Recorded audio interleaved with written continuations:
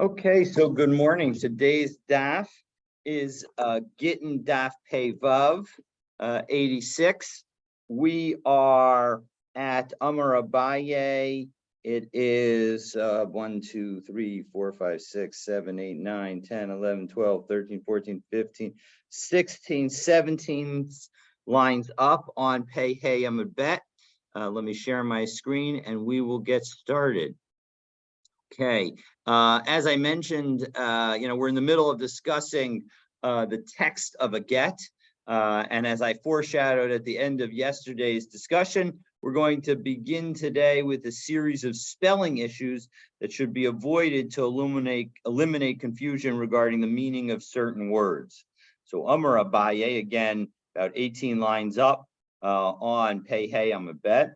Hi man de kasav gito, the person who writes the get, lo lichtov vidain, you shouldn't write the word vidain with a yud, demashma vidin, because the implication of writing dain with a yud is that in fact you're suggesting a judgment, and that somehow there is a judgment that is associated with the requirement for you to give a get. So that will cause confusion, and so that's going to be a problem. Ela v'dain, but you should write v'dain without a yud. V'lo lichtov igeret. Again, you shouldn't write igeret with a yud. Demashma igras, because that could be understood as referring to a roof, which is the term igras. Ella igeret. Rather, again, you should write it without a yud so that it's clear that you mean a letter. Velo lichtov limahach.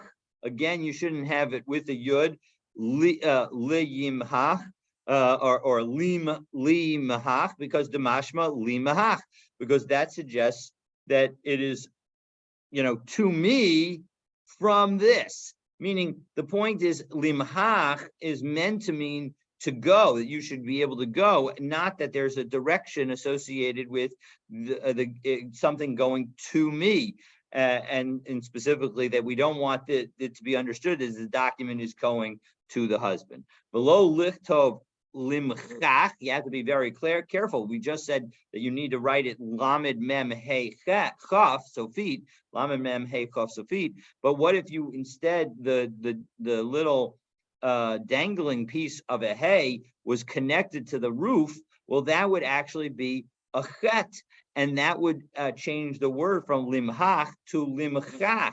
And the problem is limchach the mashma ki chucha, that it's a joke, that it's something silly. So all right, so therefore you have to be very careful not to write a chet when you're mean to write a hay. And similarly, the tahayvin, the titzbin, that when it comes to the words that you should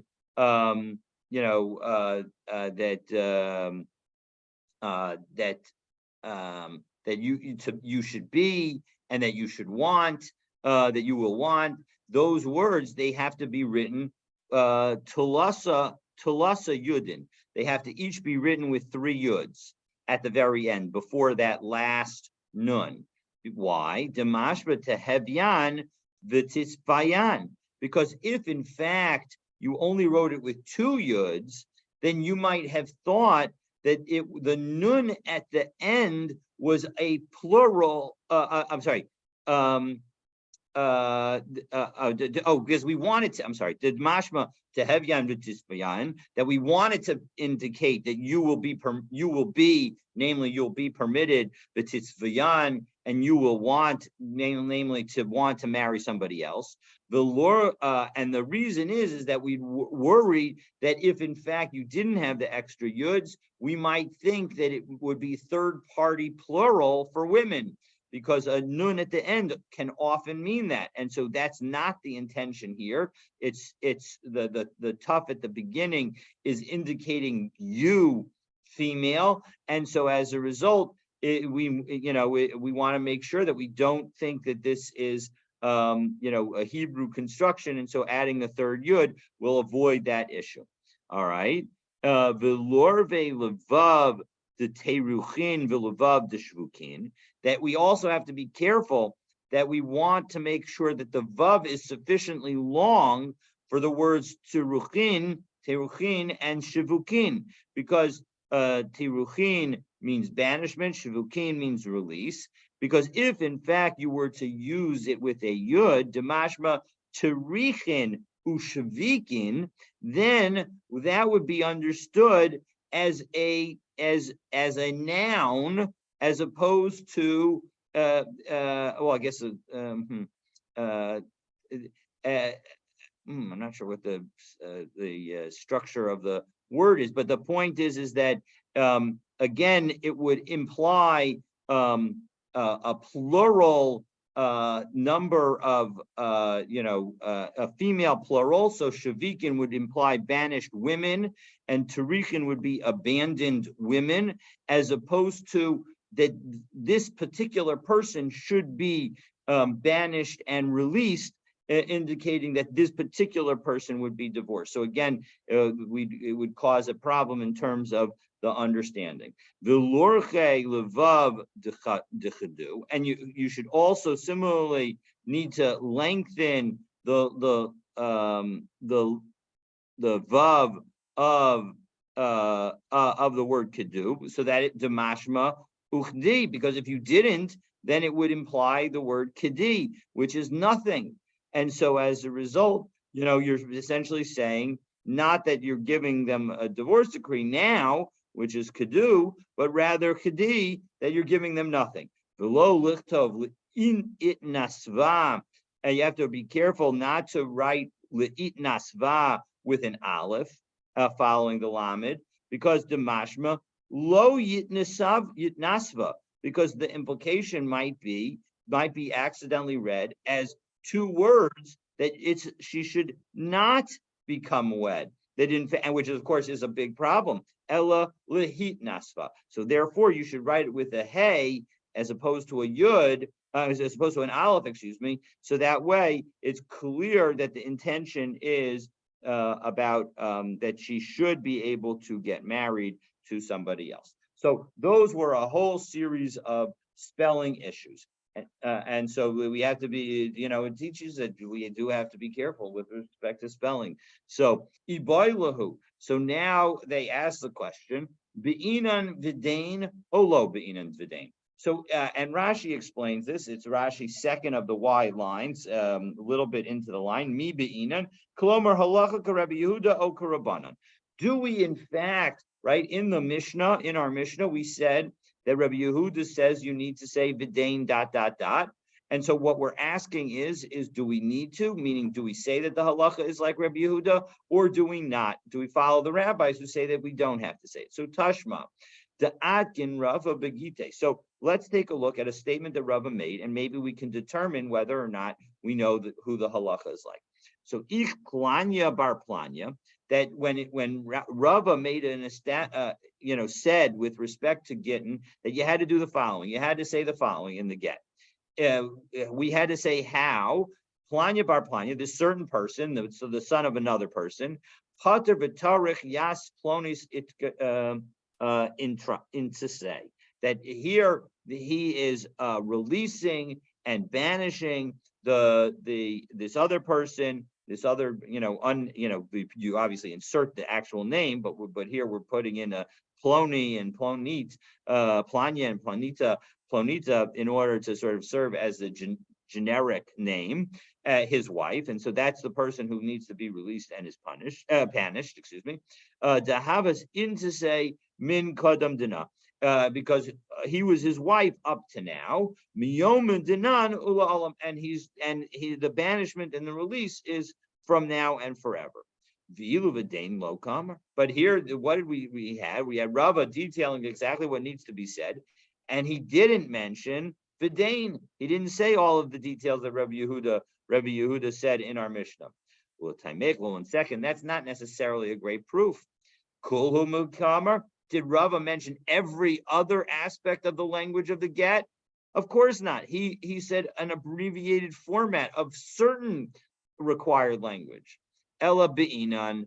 So, but yes, rather there's other parts that we do have to say. So hachinam and beina, and we could say that this was also another part that we have to say. So we don't actually come up with a proof, but we do in fact require this additional language in our Gittin, similar language to what Rabbi Yehuda says. All right, so miyoma dinan. So let's take a look at what Rabbi Rava said that was required. He specifically said miyoma dinan, from this day, ula olam, and forever. So we're going to analyze those two pieces. So miyoma dinan la'apukim de Rabbi Yossi, that when he says that you need to say from this day, it's to show that we don't have to rely on the ruling of Rabbi Yossi, because what does Rabbi Yossi say? To Amr Zmanu Shel Shtar Mochiach Alav, the time on the date on the get itself,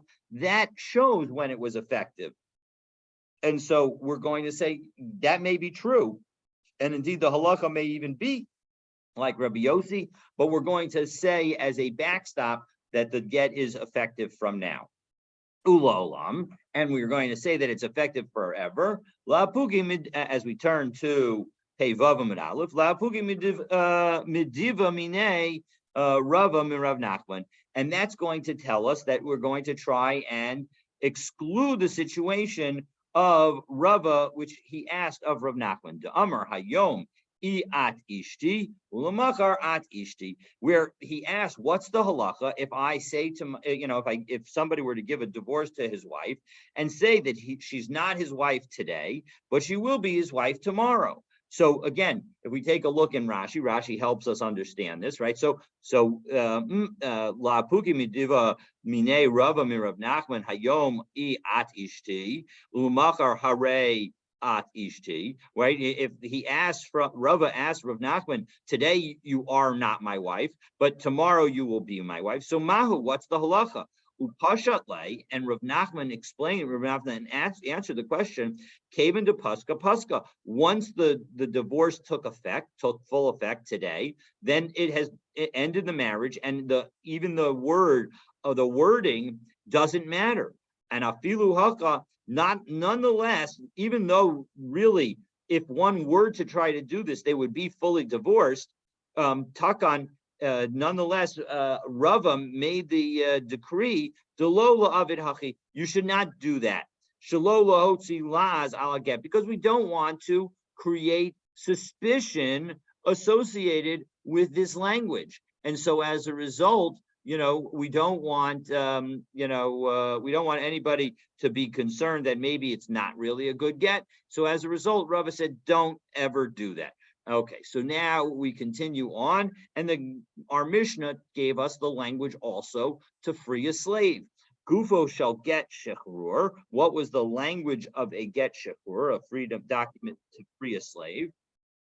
Hare at bas chorin, you are hereby a free woman. Hare at latzmech, you are hereby unto yourself. Both of these would work to free a slave. Atkin Rav Bishtar zvine de avde. So now, although we were talking in the Mishnah about how to free a slave, we're going to now say Rav Yehuda is going to give the details of how to sell a slave. Because if you don't sell a slave correctly, we've seen that, for example, if you sell a slave to somebody outside the land of Israel, so then even if you sell it to a Jew, you're going to have to free the slave. And if you sell it to a non-Jew, similarly, you're going to have to free the slave. So Iskin Rav Yehuda Bishtar Zvini Davdi. So Rav Yehuda, the Amora, said that in connection with the freeing of selling of slaves, of the dinan, you have to write the following: this slave, or our slave, mutstak la'avdo, he is, set aside for to be a slave. Upatir va'atir min cherure, and there's no connection to him. He's separated and removed from any freedom, meaning he is definitely a legitimate slave. Umin ilule, and from any claims, umin irure, and from any complaints or demands, malka umalkasa, of the king or the queen, urishum de inish lo is alohi, and there's no other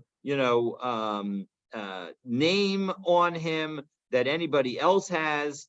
meaning that there's no other person who has a claim to him, umenuka mikumum, and he's free of any blemish, meaning that he, is healthy, umin shchin denafik aditzar chadas ba'atik, and from any boil that could come, at least from now until 2 years from now, meaning I've cleared him of any health issues. You don't have to worry about it. And how do you actually accomplish that clearance of boils? So my isva say, what is in fact its cure?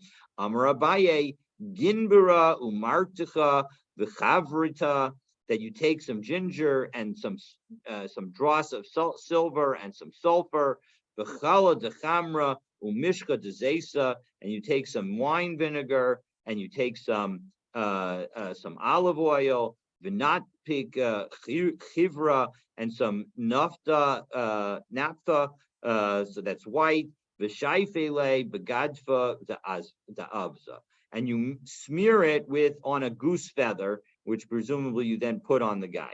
So that's how you clear your boils. Again, generally we don't. We say that you shouldn't actually follow these medical directions exactly.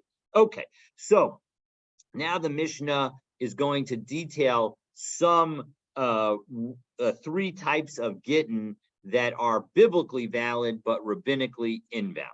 So Shlosha Gittin Psulin. There are 3 kinds of invalid Gittin. The imnises, however, if the woman gets remarried, havlad kasher, and then she has a child, that child is going to be a kasher, meaning the child is not going to be a mamzer or a mamzeret, and so that highlights that actually biblically these would be a valid get. It's only rabbinically that they are not a valid get.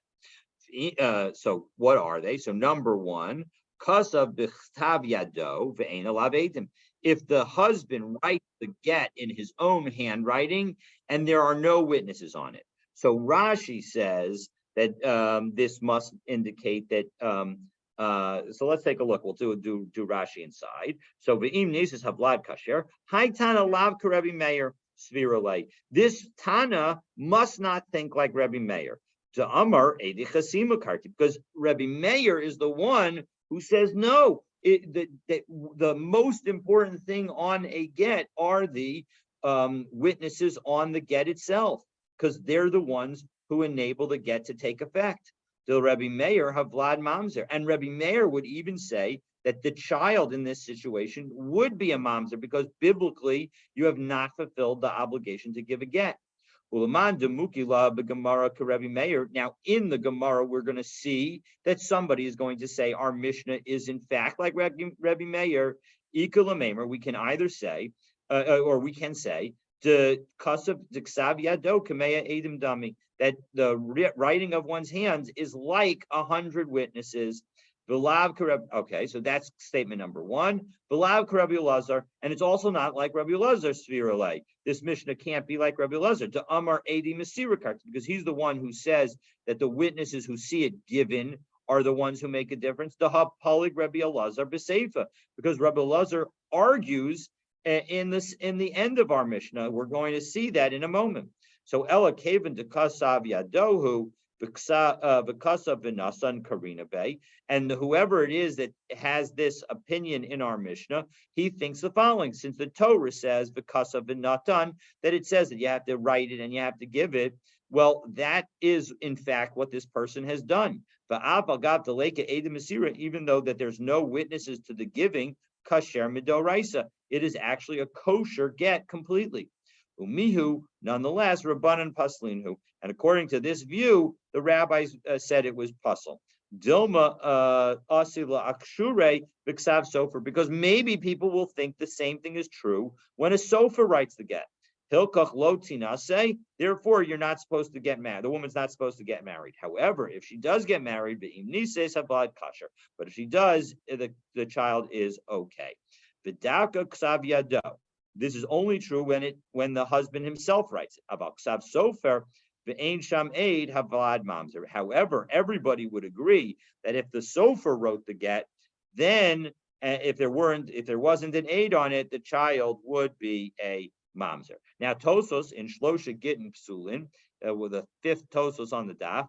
Le'el Perashti. Earlier I explained Umasha Perish Bekuntris Dahach Mishnah Loka Rabbi Elazar, but Loka Rabbi Meir Ein Nira. It doesn't seem to me that you have to say that the halacha that this Mishnah is not following either Rabbi Elazar or Rabbi Meir. Because in fact, in our Gemara, we're going to say that it's like Rabbi Meir. So it could be that Rabbi Meir, who's the one who says that you need Edi Chasima Karti, that you need the witnesses on the document. He could say, in fact, that the handwriting of the husband is like 100 witnesses and therefore is sufficient on its own. So that's case number one. Case number two, Yesh alav edim ve'ein bosman. If there are witnesses, but we don't actually have a date on it.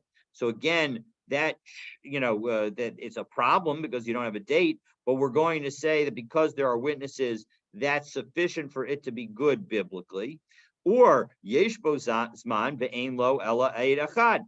Or if it has a date on it, but there's only one witness on it. So hare elu shlosha gittin psulin. So then all three of these cases, the gittin are not kosher. The im nises havlad kasher. But if she does get married, the child is kosher. Now note that we began our Mishnah with that exact same language of shlosha gittin psulin, the im nises havlad kasher. So we're going to ask that question in the Gemara at the end of today. So, and Rabbi Elazar offers a disagreeing opinion, and he says, even though there are no witnesses on the get, and Rashi explains, Rabbi Elazar Omer Apapisha Ein Alav Edim, it's the last narrow line of Enok Sav Yado, and he says, and this, we're not talking about where it was written by the husband, but the husband gave the get in front of Edim. Well, then kasher, it's kosher. The gova minichasim mishubadim, and not only that, but now it's a little bit unclear. It seems like what we're saying is either it's referring to the get, but that will allow her to collect from nechasim mishubadim, but that seems a little bit odd because we've generally said that a woman does not have the ability to collect her ketubah from nechasim mishubadim, and so we're going to say, or maybe what it's referring to is that in a regular document case, meaning even in a regular case of I give you a check, I give you an IOU, and there are two witnesses who watch me give it to you, then even though there's no signatures on the document itself, when you present that document and you bring those witnesses, that's going to be sufficient for you to collect from my nechasim mishubadim, meaning that if I sold a piece of property after I gave you that check, you'd still be able to collect that piece of property. Because the whole reason that we have witnesses sign on a get, and here we're not just referring to a get, but we're referring to arguably any kind of document, get more broadly, is only because of the benefit to society. Namely, and what's that benefit to society? So take a look at Tikkun Olam. And by the way, first let's take a look at the previous Rashi. We say that if he gave it to her in front of witnesses, it's kosher. Not only is it kosher in the sense that if she got married, her child is not a mamzer, but as Rashi says, first line, Lina se lichatchila, she can even get married lichatchila, as it's a totally kosher get. And not only that, tikkun olam. Now, why do we say that it's to fix the world by having the witnesses on it? Because what might happen? Shema yamutu ede mesira. Maybe these two witnesses who saw the giving of the get will die. V'yavo habal, and now the husband will come there, ya'arer, and he will complain and say that in fact, lomar lo girashtia, I never divorced her. And if we don't have any witnesses to come and say anything, we're going to actually be in a stuck situation. And so as a result, we need, it would be helpful to have witnesses right on the document, because now, even if those witnesses die, you have still a method of it's not just that the witnesses are on the document, but you have the ability to have somebody validate that those, in fact, were the signatures of the witnesses because they recognize them. And so they would be able to satisfy the issue. Okay, so that concludes our Mishnah, and now our Gemara asks the question: V'suleika. 1 second, you say that there are only 3 such cases, but aren't there other cases? Couldn't we find other cases that should be listed in our Mishnah? And we're going to try to list 3 other cases. Case number 1, V'ha'ika get yashan. What about an old get? Remember, this is a get where they have yichud after the get was written. So hasam lo teitze. So no, there we say that she does not have to leave her second husband. But hacha teitze. But here in this case, although the child is considered a kosher child, we're going to force her to leave the second husband based on the fact that this get was not a proper get. Well, that works according to the opinion that we will see at the end of today, where they say that if you that in such a case in our Mishnah, she needs to leave her husband. But but what about according to the opinion that says that here she does not have to leave her husband? What can you say about that? We now have a case that seems to be identical of an old get that should be listed in our Mishnah. Well, hasam tinase lechatchila. In that case, she can get married lechatchila, but hacha diavad. But here she can only get married. It's only okay for her to stay with her husband if, in fact, she's already married him. If she were to come and ask us, we would tell her that she's not allowed to get married. She needs to get a new divorce. V'ha'i could get kereach. All right, so that was item number 1. Now, item number 2. Well, what about the bald get? Now, remember, the bald get is where a situation where you fold up the get, and each fold has to have a get that is has to have a signature on it. So that and now if you have one that does, if one of the folds doesn't have a signature on it, it's called a bald get. Well, 1 second, hasam havlad mamzer. There, the vlad is a mamzer. So hacha vlad kasher, but here the child is not a mamzer, so that's totally fine. That's why we didn't list it here. Well, 1 second, hanikala Rabbi Meir. That what you're just saying of saying that the bald get results in the child being a mamzer, that only works according to Rabbi Meir, because Rabbi Meir is the one who says the amar kol mishana mimatbeya shetavu chachamim begittin havlad mamzer, because he's the one who says that if you deviate at all from the approaches from the approaches that the procedures that the rabbi set up for a get, then the child is going to be a mamzer. But el rabbanan, but according to the rabbis who disagree with him, and they would say that in a bald get, it would not result in the child being a mamzer. So again, ma'ikal and shouldn't we list it in our Mishnah? It's the same law. Well, no. Hasam teitze, hacha lo teitze. Well, 1 second, here, she needs to leave her second husband. But here, she does not need to leave him. Well, 1 second,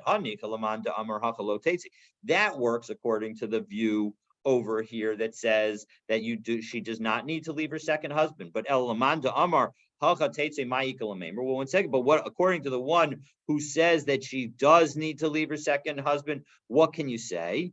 So, but makushar lo kaimairi. So we're going to explain that this kind of special tied up get where you have lots of folds, that is not what our Mishnah is talking about. So yes, according to one viewpoint, maybe it could have been listed here, but it was not listed because it isn't a very common situation. All right, so now case number 3, V'ha'ika Shlom Malchus. Well, what about the case that we've seen that you need to put the year of the local ruler in your get, and because we want to maintain peace with the monarchy? So Hasam Teitze. Well, over there, if you use the wrong dating system, she has to leave her second husband. Hachalo Teitze. But here she doesn't. Well, 1 second. That works according to the opinion over here that says she doesn't have to leave her second husband. But what are you supposed to say with respect to the opinion that we will see later today that says that she does need to leave the second husband? Then again, the cases seem to be similar. Well, 1 second. Hasam havlad mamzer. Well, there the child would be a mamzer. V'hacha havlad kasher. But here in our Mishnah, the child is not a mamzer. Well, again, hanichal Rabbi Meir, el rabbanan ma'ikal meimar. But according to the rabbis, what can you say about that situation? Again, both situations result in the child not being a mamzer, and if we follow the people that say that she has to leave, then again it seems like the situations of Shlom Machus and the situations in our Mishnah are the same. So Mokim Lakad Rabbi Meir must be that we have to say that our Mishnah is like Rabbi Meir. And this is the opinion, again, that drove Tosfos to say that we must have to say that our Mishnah could be, the author of the Tanakama of our Mishnah could be Rabbi Meir. And V'hasam havlad mamzer. And so as a result, in that situation, the vlad is a mamzer and hacha havlad kasher. And here, the child is not a mamzer, notwithstanding the fact that it's not, we're not treating it as a kosher get.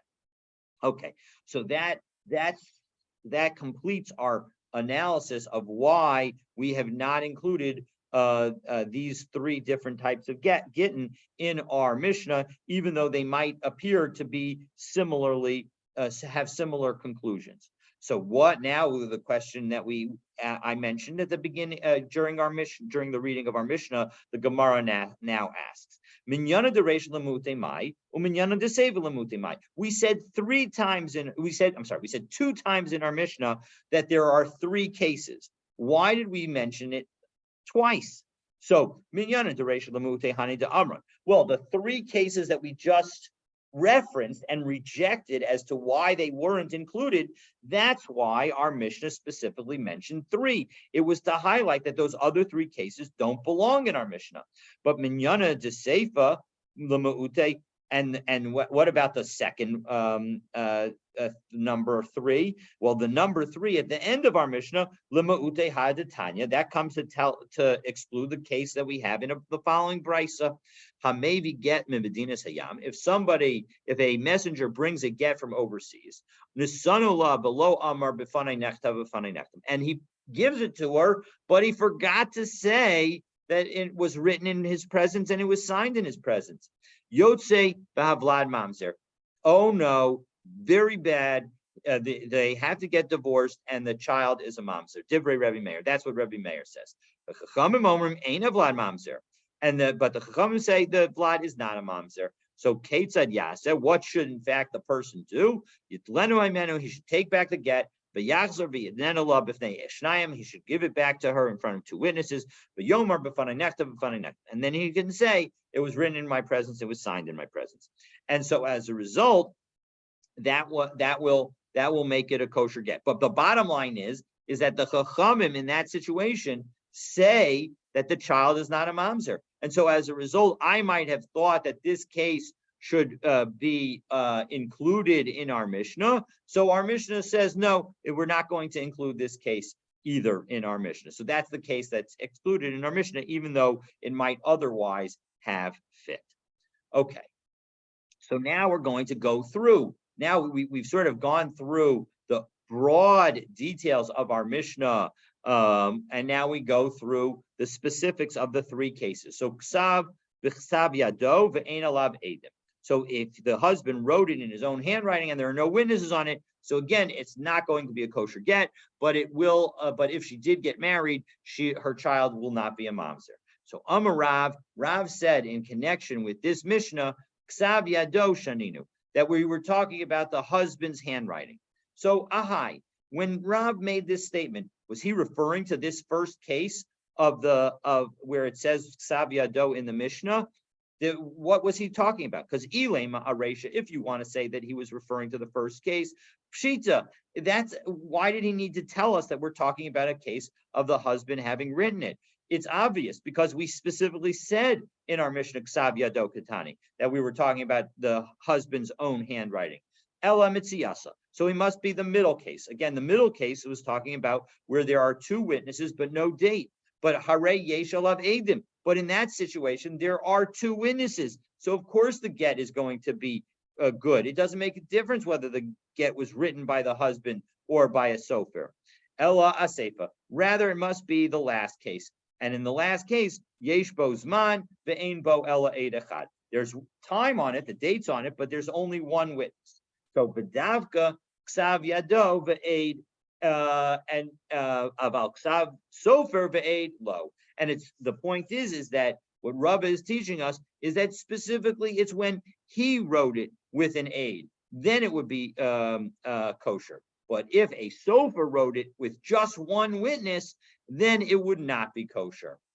Okay, Shmuel Amar, Shmuel disagrees with Rav, as is often the case. And he says, Afilu Ksav Sofer ve'eid. No, even the writing of a sofer with one aid is going to be valid. And how do I know that? Shaharei Shaninu, because we're going to have a Mishnah on tomorrow's daf that says Ksav Sofer ve'eid kasher, that if you have the handwriting of a sofer and the handwriting of a sofer and and one witness, that's going to be a valid get, and the child will not be a mamzer. The Rav, and Rav, how does Rav explain and maintain his position given that other Mishnah that's again specifically says that when you have a sofer and one witness, it's kosher? Me dummy. Are these cases comparable? Hasam tinase lechatchila. In that case, the husband is allowed to marry a new wife. I'm sorry, the wife is allowed to marry a new husband, excuse me. In that case, in the Mishnah that we'll learn on Pei Zayin Amabet, and hopefully get to tomorrow, that Mishnah says that the wife is allowed to marry a new husband lechatchila. And Hacha diavad. Here, the wife is only allowed to marry a husband b'diavad, meaning that only if she already married him is the Vlad kasher. But otherwise, she would not be allowed to marry him. And Rashi explains that the point is that it must be that case is different. And Rashi explains that according to Rav, that case must involve something that isn't in our case. In our case, we're talking about a sofer and only one witness on the document, and not even the sofer signing, whereas that Mishnah, we're going to end up saying that according to Rav, that Mishnah is talking about where the sofer also signs. So you do have two witnesses. You have the sofer as one witness, and you have a third party witness serving as the second witness. And so that's why that case is different, and this case is actually invalid if it was written by a sofer. Ushmuel, and according to Shmuel, why do we treat these two situations differently, right? So Shmuel says that both cases are talking about the writing of a sofer and a single witness, and yet in one case we say that the woman cannot get married lechatchila, namely in our Mishnah, and only b'diavad do we say that the child is a kosher child. But in the second case, we say that even the woman can get married. So the Shmuel would say, how does Shmuel resolve that apparent conflict? Lo kasha, it's actually not difficult to understand how this all can work out, because I'm sorry for not having scrolled. So here we go. How can this all work out? Because ha b'safra demuvhak, in the Mishnah on Pei Zayin Amabet, we're talking with an expert. an expert sofer, and so and as a result, we can trust that that situation was a valid situation, and so as a result, even though there's only the sofer's handwriting, and only one witness will allow the woman to get married. And here we're talking about with a non-expert scribe, and so we have to be careful that maybe this scribe didn't follow all of the details, and so as a result, we won't allow the woman to get married lichatchila, but if she did get married, we'll allow the child to be a kosher child, and we won't treat the child as a mamzer. And similarly, we have Rabbi Yochanan saying exactly like Rav says. So Ksavya Doshaninu, that specifically we learned that it's the husband's handwriting, and Amrle Rabbi Elazar, and Rabbi Elazar said to him, assuming that he was referring to the second case, Hare Yesh Alav Eidim. I don't understand. What are you talking about? Obviously, you're not talking about the first case in our Mishnah, because our first case in our Mishnah, we say, is dealing with the hand of the husband explicitly. So we don't need you to tell me that. And so must be that you're talking about the second case in our Mishnah. But the second case in our Mishnah, we've got two witnesses. So who cares who wrote it? So Amrle Rabbi Yochanan explained, Aseifa, I'm talking about the end of our Mishnah. Okay, so Zimnin. So now we're going to say what the halacha is, and give the details. So Zimnin Amarav Teitze. So sometimes Rav would say that the wife would need to leave her second husband. Zimnin Amarav Lo Teitze, and sometimes Rav would say that she does not need to leave her husband. And Rashi explains that we're talking about in the three cases of our Mishnah. So in the three cases of our Mishnah, the Mishnah didn't say what happens to the wife, meaning is she allowed to stay or does she have to leave? So Haketza, what's the story? How come Rav allowed the wife to stay sometimes and didn't require and sometimes allowed forced her to leave? So Yeshla Banim. So if in fact she had children, lo tzeitze, well then we would not force her to leave. Ein labanim, but if she did not have children, teitze, then she would be forced to leave. So Masav Mar Zutra Bar Tovia. So Mar Zutra Bar Tovia asked on this point of view from a Mishnah, the Kulan Shahayu Behen Safek Kedushin O Safek Gerushin. 1 second, we have in the I think it's the second one of the first Mishnayos in Yevamos, where we said the first Mishnah in Yevamos gave us the 15 different arayot, different relations, where if the deceased brother was married to the woman, and now the relation is falling to the person who's not allowed to marry her. So we'll say that the whole concept of chalitza and yibum do not apply to any of the co-wives. So we said v'kulan shahayu behen safek kedushin or safek gerushin. If in fact the woman who was the araya had a uncertain kedushin or an uncertain gerushin, well then hare elu chotzos v'lo misyamos. Then the co-wives of that woman, they need to do chalitza and cannot do yibum. They can't do yibum because maybe in fact the marriage was a valid marriage, and so as a result they shouldn't be able to do yibum, and they have to do chalitza because maybe these people weren't in fact married to the husband who died. So case of safek kedushin. So the Mishnah then says, well, what's a case of safek kedushin? So zarak la kedushin. If the man throws her a document to marry her, safek karov la, safek karov lo, and we're unsure whether it landed closer to her or closer to him, zeo safek kedushin. That's a situation of a questionable marriage. Safek gerushin, and if we say it was an uncertain gerushin, kasav ksav yado. If you wrote it in his own hand and there were no witnesses on it, yesh alav edim ve'ein bozman, or if there were witnesses on it but there was no time on it, yesh bozman ve'ein bo ela eid achad, or if there was a date on it and one witness, harei zeh safek gerushin. In all these cases, it's a questionable divorce. Now, here we note these are the three cases in our Mishnah, and now we're telling you that it's a questionable divorce. Ve'im amrat lo teitze. And now if you tell me that this woman is able to stay with her husband, and then sarasa asyuliyabume, if she's able to stay with her second husband, then it implies that it was a good divorce. And if it was a good divorce, then some of those co-wives in the situation dealt with in Yevamos might choose to actually marry the brother-in-law and do yibum. And if that's true, won't that be a very big problem? So the Gemara answers, no, tis yabim ve'ein b'kachlum. They can do yibum, and there's no harm in it at all, because chashasha derabbanani. This is all just a rabbinic concern. So even it's not a biblical uncertainty, but rather an uncertain case based on the rabbis placing it into an uncertain category. And so as a result, we again come to the conclusion that maybe they're required to divorce or maybe not. So Levi Amar, again, continuing this discussion of what a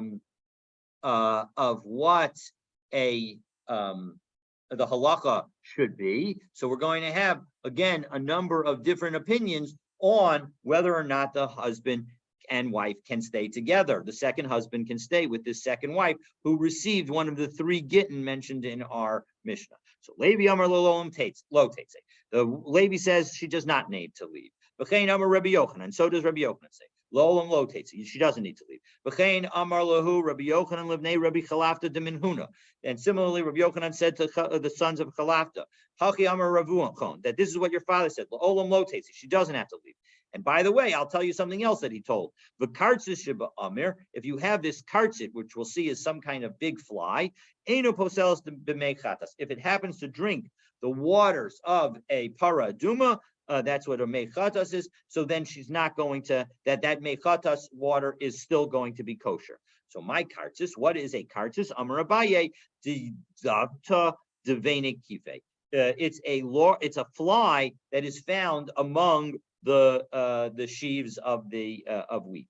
So Masav Rav Daniel bar Rav Katina. Well, 1 second. Rav Daniel pointed out the following Mishnah: Kol ha'ovos poslin b'meichatas. That any bird, if it drinks from the meichatas, is going to cause any flying object, I should say, is going to cause a problem if it drinks from the waters of the chatas, namely the paraduma waters. Chutz min hayona, except for a dove. And they should motzetzes because it drinks, it sucks in, but does not result in anything coming back out. So the Isa, 1 second, if that in fact the kartzis also is like this,